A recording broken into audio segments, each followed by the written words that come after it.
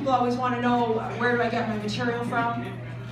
So the short answer to that is I'm married. And the long answer to that is I'm married to a guy from Austria who talks like Arnold Schwarzenegger. What are you talking about?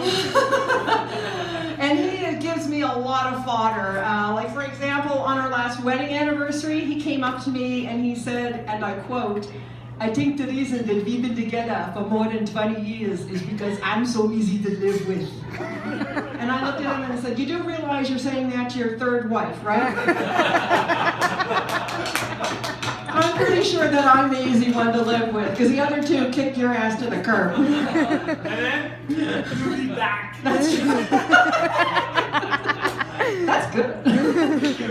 Sometimes he gets words mixed up, and it's really funny. Like one day we were driving down the highway in our minivan, and the car that was directly in front of us was a convertible, and it was just like the one that my husband had at home. And right next to the convertible was a big, huge truck. And my husband kept looking at the convertible, looking at the truck, looking at the convertible, looking at the truck. And then he looked at me and he said, "You know what? I never realized how low to the ground my car is." And I said, "So what?" And he said, "Well, if I ever got into an accident with a big truck, I could be decaffeinated." And of course, I did the right thing. I assured him that he would never be decaffeinated. And I said, "Oh look, a Starbucks, let's get a decapitated coffee."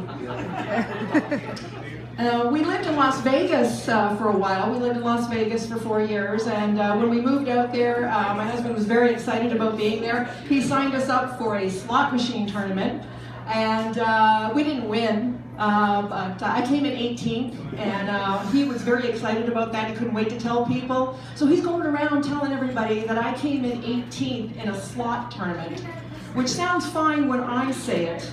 But when he says it, it sounds like he's telling people I came in 18th in a slut tournament. So I have to pull him aside and tell him to stop saying this. And he says, "Why?" I said, "Because it sounds bad. I mean, a slut tournament I could win." But Vegas is a very weird place to live, okay? And the best way I can describe Vegas is the people there have no boundaries, okay? They will ask you inappropriate questions. I was in the grocery store one time, and this woman comes up to me and she says, "Excuse me, who did your boobs?"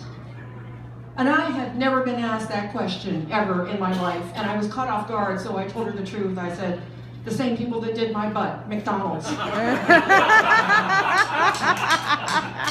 Quarter pounder, Big Mac, McChicken, there you go. But it is a weird place to live, because there's something for everybody there, and of course there's lots of strip clubs in Vegas. That goes without saying. They just opened up a strip club for big girls, because I mean there are men that like that, and I'm talking like really big girls. And but there was a delay when they were opening it. I guess they had to reinforce the stage or something. I don't know. I was thinking, I don't know. Does the big girl strip club work on the same premise as the skinny girl strip club? And I'm thinking probably not. Like maybe the big girls start off naked and they get paid to put their clothes back on. And I don't know if there's pole dancing, more like a pillar dance. And I'm pretty sure that the big girls don't use pasties. Pastries, yes. Pasties, no. But that's Vegas. It's a fun place. We also lived in Florida. Lived in Florida for 18 years. A lot of old people in Florida. They don't have the bumper sticker "Don't drink and drive" in Florida. In Florida, it's "Don't shrink and drive." And all you see is that little tuft of blue hair and the knuckles on the steering wheel. But it was interesting, it was fun. And I know as Canadians, we kind of like to make fun of the Americans. We like to, we think that they're dumb. And sometimes we get a little cocky about it. And I am here to tell you, the Americans are not as dumb as we think. They're dumber. I've been asked the most ridiculous questions you can ever imagine. I was actually asked, "Do we have cars in Canada?"